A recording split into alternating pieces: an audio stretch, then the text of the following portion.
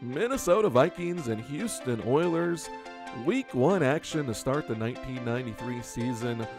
Oilers coming in with their high-flying run-and-shoot offense led by Warren Moon and head coach Jack Pardee.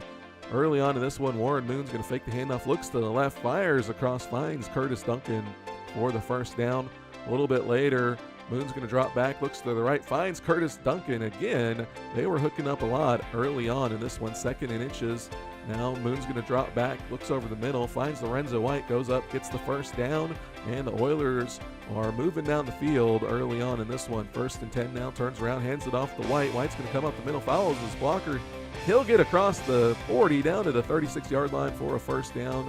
Now 2nd and 12, Moon dropping back pass, going to fire over to the right, finds Curtis Duncan again.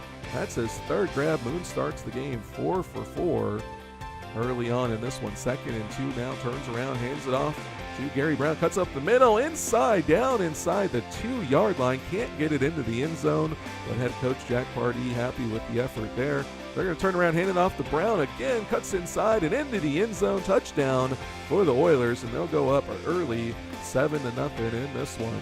Jim McMahon and the Vikings coming out onto the field for their 2nd drive of the game, trying to answer this high-powered Houston Oiler attack. 2nd and 12 now, McMahon drops back to pass. Sean Jones comes off the edge and lays out the dark visored quarterback, and that's going to end the drive there for the Vikings as they will have to punt.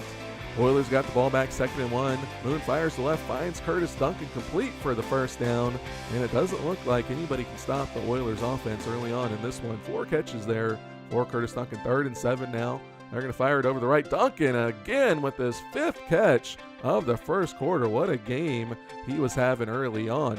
Later on in that drive, 3rd and 4 now. Duncan's going to come in motion. Moon dropping back to pass, but he gets hit by Fred Strickland, and he goes down. That's going to end the Oilers' drive. We'll take a look at that again. Warren Moon dropping back in the pocket. Fred Strickland over on rookie right tackle Davey Williams beats him inside and tackles the quarterback.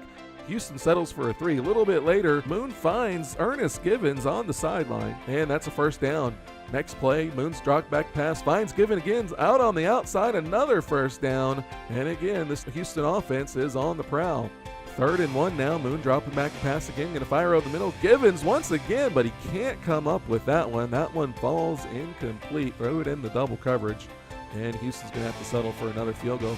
Vikings back on the attack here, 2nd and 5. Jim McMahon fires it over to the left, but that one is underthrown. Darrell Lewis jumps in front of it and picks it off, takes it down the sideline. Vikings just couldn't get anything going there. There you see some pressure on McMahon. He underthrows it. Lewis does a great job here of undercutting that route and getting the interception, giving the ball back to the Oilers. So here comes Warren Moon again. He's going to fire over to the right. Finds Webster Slaughter, who takes it up the middle into the end zone. Touchdown Oilers, and they are up early, 20-0 in this one. Still over half of the quarter left in the 2nd quarter. Next drive here for the Oilers. Moon drops back to pass, finds Haywood Jeffries on the left side, and he's got one man to beat across the 30, down to the 20, the 10. He's going to get into the end zone, but there's a flag on the play. And Jeffries is like, man, did I run all that way for nothing? Left tackle Kevin Donnelly gets called for the holding in the end zone, and that one's going to get not only called back, but 2 points for a safety, and the Vikings are going to get the ball down 20-2. Jim McMahon here on 3rd and 7, drops back to pass, got plenty of time, fires it outside. Chris Carter spins, makes one guy's miss. Juke spins again. What great moves there by Chris Carter, making the Houston Oilers defense look silly. We see it again, juking, spinning. What an impressive play there. That might be one of the plays of the year. Here, 3rd and 7, again, McMahon drops back to pass, gets a little bit of pressure, forces the throw, overthrows his receiver. Wilbur Marshall comes up with the grab and then gets laid out by wide receiver Jake Reed. Marshall's okay, he says, I'm good. They give the ball back to the Oilers offense here with just under 2 minutes to go. 1:17 to go now. Moon's dropping back, fakes the handoff, throws over the middle. Haywood Jeffries, who had the touchdown call back, makes the grab there out to the 32-yard line.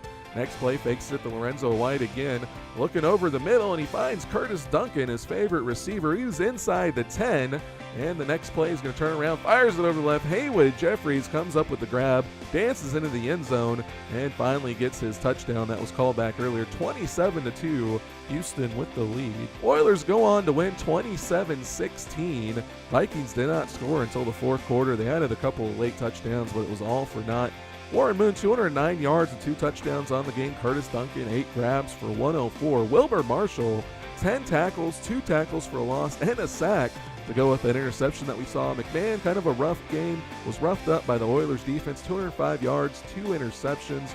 Robert Smith at 66 yards, a touchdown. Henry Thomas, 2 sacks, was the highlight of the day pretty much for the Vikings. Next week, Minnesota is going to host the Packers at home, while the Oilers are going to travel to Detroit to take on Barry Sanders and the Detroit Lions.